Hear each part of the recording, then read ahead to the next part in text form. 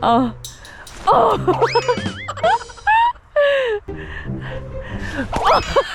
잘하는데? 오, lamig. nakakainis na. Pwede naman mag-play eh. Netizens! Show! Annyeong! Hi everyone! Welcome back to my channel. This is Pinay Mom in South Korea. Happy New Year to netizens! Medyo late ang greetings ko. Welcome 2024. And let's all pray na punuin ni Lord ng blessing ang New Year na to for all of us. Amen. Papunta kami ngayon sa farm para mag-celebrate ng New Year. Actually, may sariling New Year ang Korea. Yun yung tinatawag na Solal. Pero sa February pa yon. But every year, January 1st, nagpupunta kami sa farm to start the year with my Korean family. Kasi Christmas sa amin sila, and then yung New Year naman, doon kami kila Aboji. Samahan nyo kami ngayong araw na to. Bisita tayo sa farm. Diyan lang kayo! Happy New Year! Happy New Year! Happy New Year!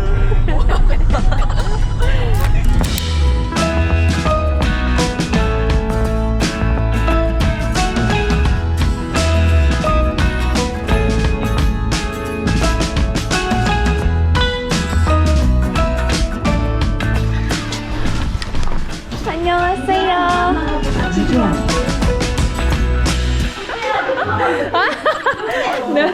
Nagpa-opera si Omoni ng eyelids. Nagchika-chika, oh. Bagong opera si Omoni. Ayaw magpakita ni Omoni na mamaga pa yung eyes niya. We're gonna have mandukuk for New Year. Naging tradition na ng family yun.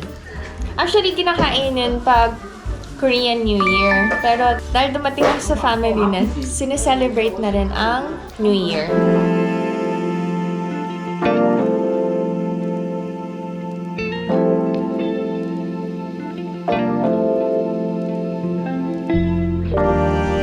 This is the tteokguk. And then we have different food pa. Okay, native chicken na pinakuloan. Let's eat, everyone. Happy New Year. Yeon's here. You say hi. The very handsome Yeon.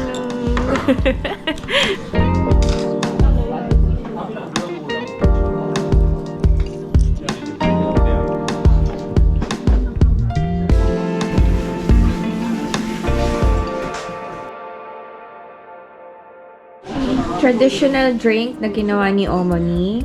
Merong pine tree seeds.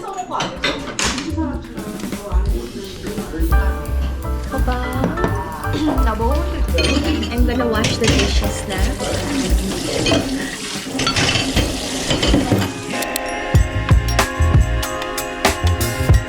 Let's look around the farm. Farm tour in winter. Winter Wonderland. Ang pine trees, buhay siya all seasons. Ito, persimmon tree, wala na. That one, chestnut tree. Nag-cut si Aboji ng mga branches ng trees. Since nandito na kami sa farm, mag-tour na tayo. Si Aboji, every winter wala siyang gana kasi nasa bahay lang siya, hindi siya busy. Sanay siya na laging may ginagawa. Okay. Oh. So, empty na. Warm dito sa loob ng greenhouse. May eggs ba? Oh! Merong egg! Wait! Oh! Tadang! May itlog! Pa natin. Oh! Meron pa! Okay. So, ito yung mga peppers na hindi na nakain, na benta. Empty na ang greenhouse dito sa part na to. Mabubuhay na lang ulit ang farm sa spring. Dried. May mga fig fruits. Yan. Madami palang fig plants.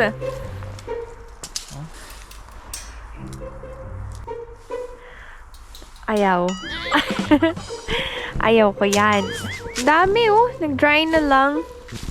Ito yung kuhaanan ng cabbage. Yung ginawa ng kimchi ni Omo ni this year. Nag-dry na yung mga, tawag na to? Onion leeks. Mahal na naman ang bilihin. Kasi winter na. Bundok ni Abuji. Ang dami niya ng kinat na puno. Madulas. Kailangan mag-ingat. Madulas ang yelo. Ito ang mga apple trees ngayon. Ang dami ring apples na hindi na-pick. Nabulok na lang. Bakit kaya hindi na-pick to? Kasi sobrang dami ng gawain sa farm.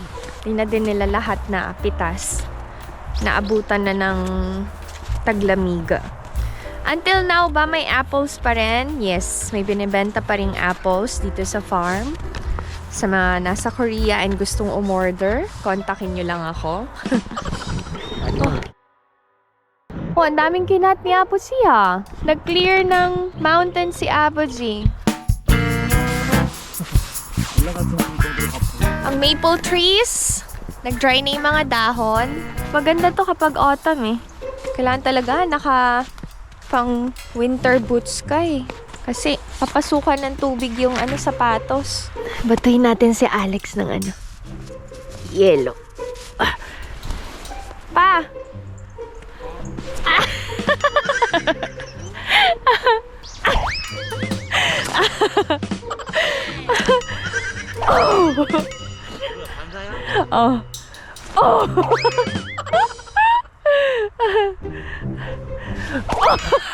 Sarap lamig ah. Malamig na, walang gloves. Lamig. Walang gloves. Ay, yung pond, hindi pa nag-ice. Yan yung pond. There. Kung napanood niyo yung vlog ko last year, nag-play kami dito ng mga kids. Ice skating, nag-sled. But we have to go back na. Malamig. Can you hold my hand, please?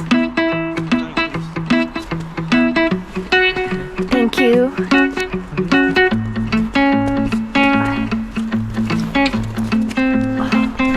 Lumulubog yung sapatos. Pakita ko lang to sa inyo. Yung space na yan, pinaka-rice field ni Aboji.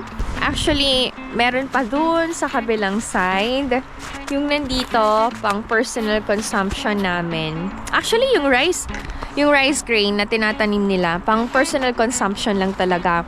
But, some of my in-laws friends buy kasi maganda yung quality ng rice grain. So, kahit expensive yung benta nila, binibili pa rin. Thanks to my in-laws, we don't buy rice grain. Let's play snowball fight here in Apa. Hindi kami kasi nakapaglaro nung snowy day. Kasi Christmas. Nakakainis na. Pwede na makaplay. Genesis! Shoot! Malamig. Walang gloves. I'll take a picture of you. Come on. Nice color. Oh, perfect. 원. Thank you. 됐죠? Okay. 갑시다. Let's go.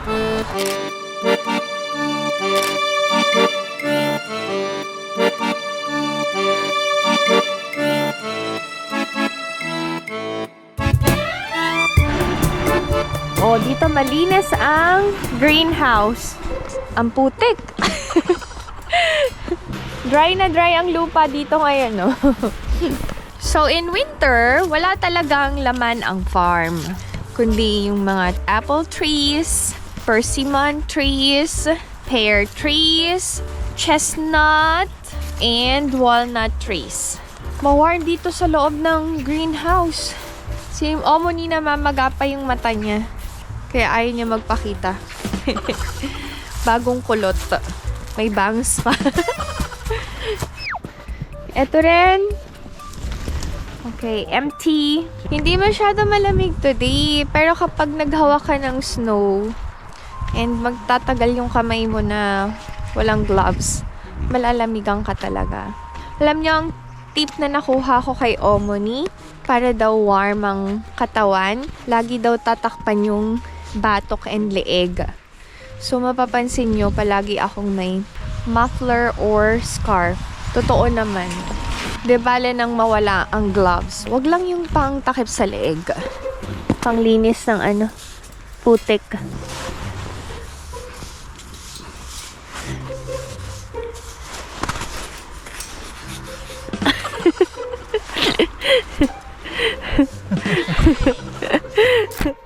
Maganda lang naman ang snow pag bago. Pag lumipas na yung isang araw or dalawang araw, alam nyo, maputik na. Very simple lang ang celebration namin ng New Year dito sa Korea. Kasi nga, sinusunod talaga namin yung Korean New Year. Pero, masaya pa rin kasi I get to spend January 1 together with my Korean in-laws. Balik na kami sa loob. Hindi naman kami madilim, no? Kasi hindi talaga clear yung panahon. Pabalik na kami sa loob. Maya-maya uuwi na din kami. We call this karetok. Sinasawsaw sa honey.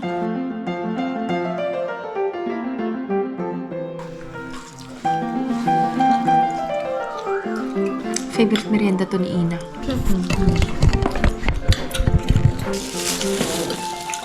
Meron pang corns.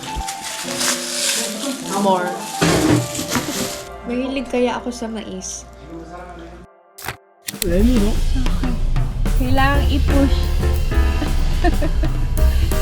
Si Abuzi ang driver. Ayaw mag-reverse ng sasakyan sa kapal ng snow. Kayo, Abuzi! Bye-bye! Madami kaming itlog na nauwi. Fresh from the farm. Side dishes and corns. Yung corns talaga yung pinakagusto ko. Mahilig ako sa mais. Kahit walang rice. Basta may mais, okay na. So, this is our simple celebration of New Year together with my Korean in-laws. Kumakain talaga kami ng tinatawag na mando tteokguk. 아니 이나가 Ano ba? 딸내미가 또 엄마를 또 놀리는구만. Niloloko ko ng anak ko. 떡만 듣고. Okay, cut. So every year we eat tok mandukuk. I hope that you enjoyed watching this video, and if you're new to my channel, please consider subscribing, like and share. Stay safe everyone. Bye. You say bye bye.